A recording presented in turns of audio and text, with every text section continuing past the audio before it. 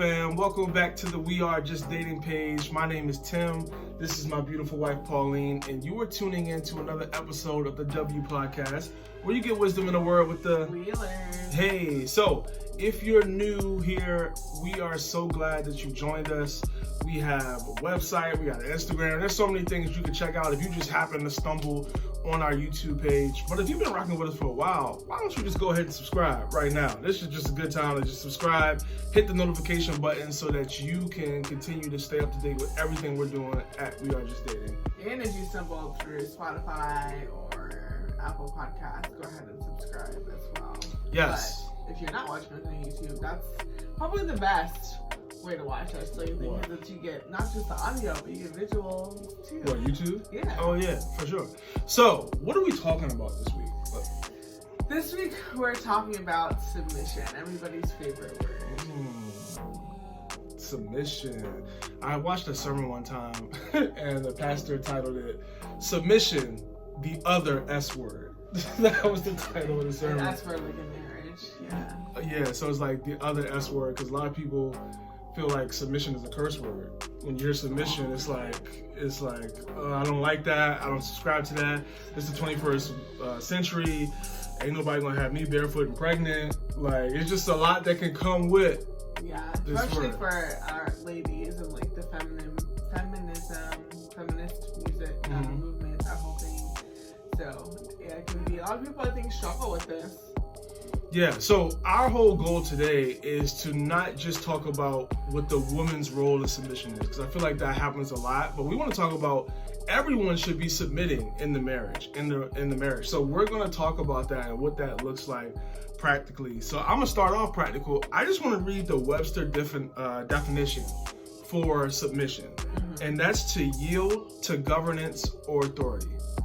Now, I like that definition. It's short, by the way, which is nice. Yeah. But it says to yield to governance or authority. And I like that idea of yielding, because I think a lot of times when people hear submission, they think that automatically means they can't do something. But it just means you take a slower approach to doing something. You go and make sure you get covering for whatever you want to do. So I just want to start that off there, because I think, would you agree with that? Or like submission, sometimes people think it just means you can't do anything, you're stuck, whatever. Yeah, I mean, a lot of times I feel like, it means I have to get permission, like I'm a little kid, like I can't like run my own life or make my own decisions. And some women I know don't want to get married because they're like, oh, I have to check in with my husband. And some men probably think that too, like I don't want to have to check in with my wife whenever I want to make a purchase or plan a trip podcast. Or something like that. So yeah, submission doesn't mean, you're not in control. It just means you're like working in step with somebody else.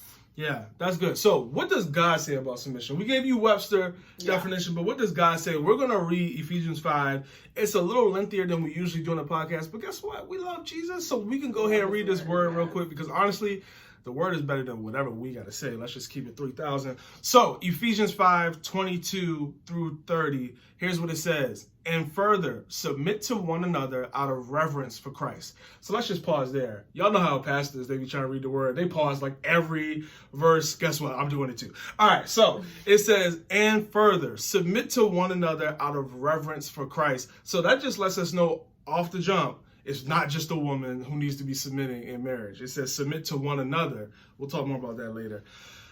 Verse 22, for wives, this means submit to your husbands as to the Lord. For a husband is the head of his wife, as Christ is the head of the church. He is the savior of his body, the church. I lost where I was. As the church submits to Christ, so you wives should submit to your husbands in everything. For husbands, this means love your wives just as Christ loved the church. Let's pause here. We've been reading a lot.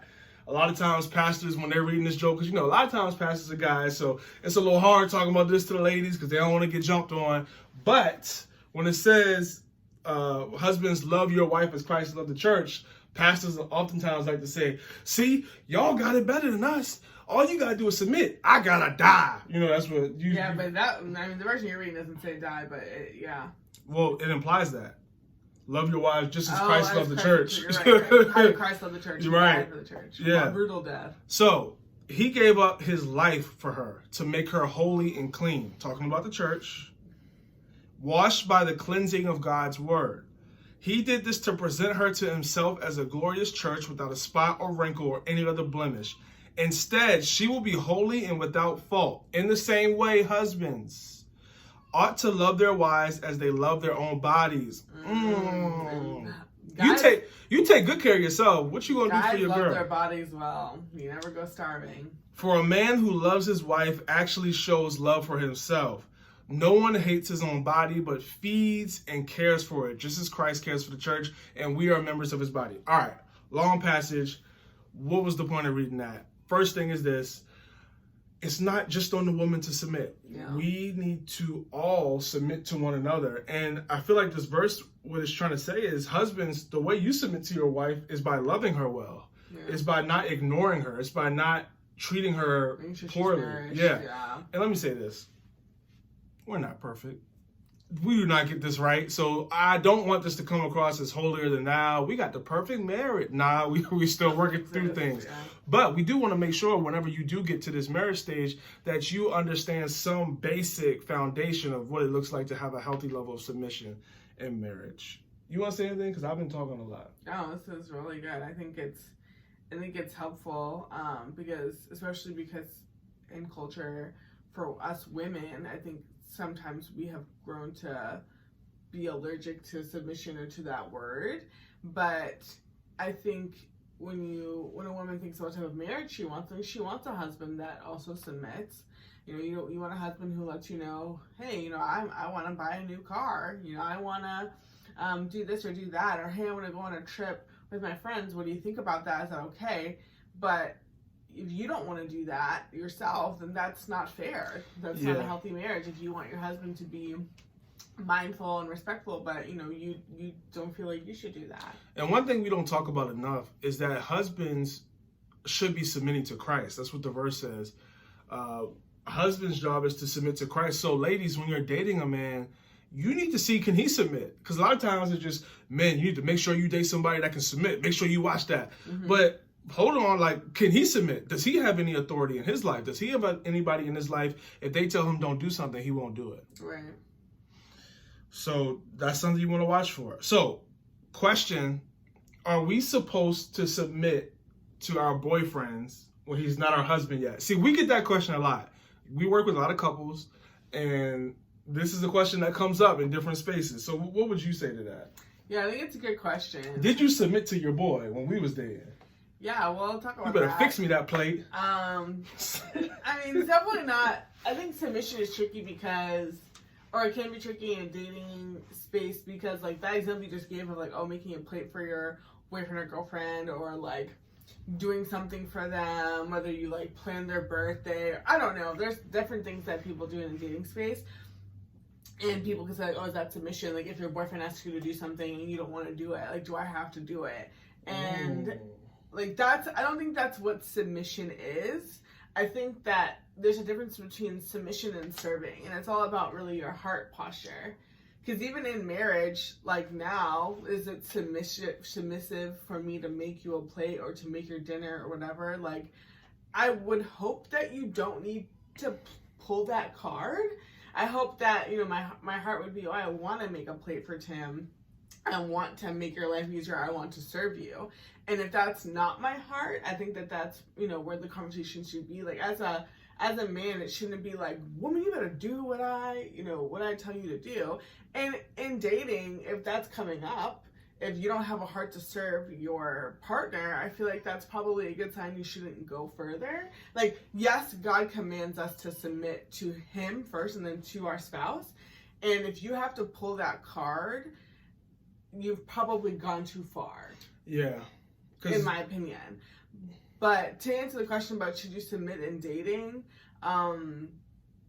I mean, the verse says you submit to your husband, and if that's not your husband... So no, that's the answer, no. Yeah, that's not your husband, that's not your wife, so no, you shouldn't be submitting to them. They should never say you can... And we've had this conversation recently about, different couples we worked with that, someone's going to grad school, people are accepting job offers, perhaps in another state, things like that. And it's like, well, I don't want my boyfriend or girlfriend to move away for school or for a job. And it's like, that's fine for you not to want that, but if they don't have to get your okay to do it. Right. Yeah. So no, don't submit to your boyfriend.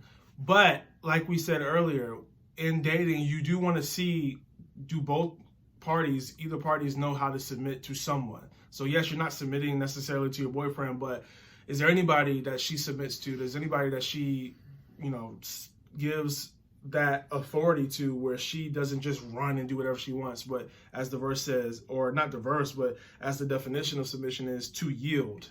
So she's not always just doing whatever she wants, but she's slow to move and do those things. Yeah, good kind of tell of that is how you or your partner treat their boss, their parents, if they have a mentor, small group leader, something like that.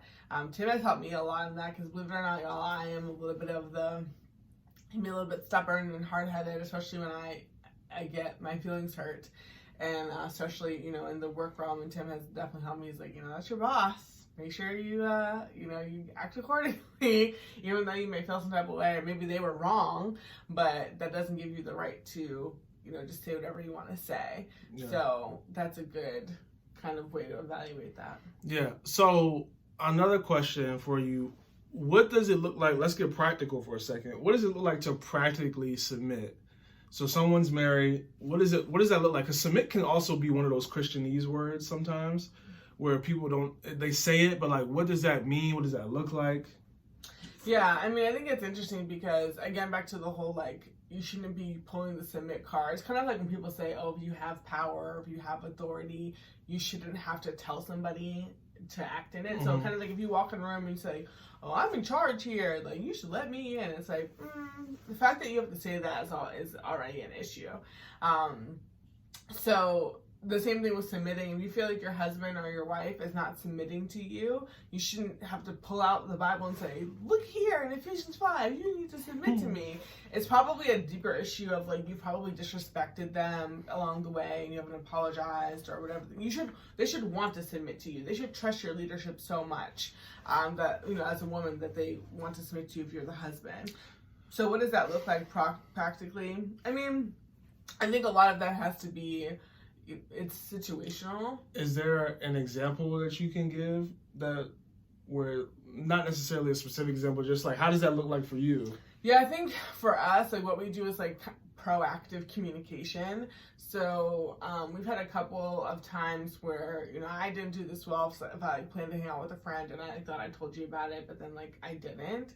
And it's hey, why didn't you let me know? And it's not that I have to get your approval, but I mean, it definitely works better for our marriage when there is submission happening. Hey, I'm not going to commit to plans until Tim's, it works with your schedule. And that's a very small example, but in that situation, Pauline is yielding in a sense where she's not just going ahead and making plans. And one could say that's not really about submission. That's just good communication.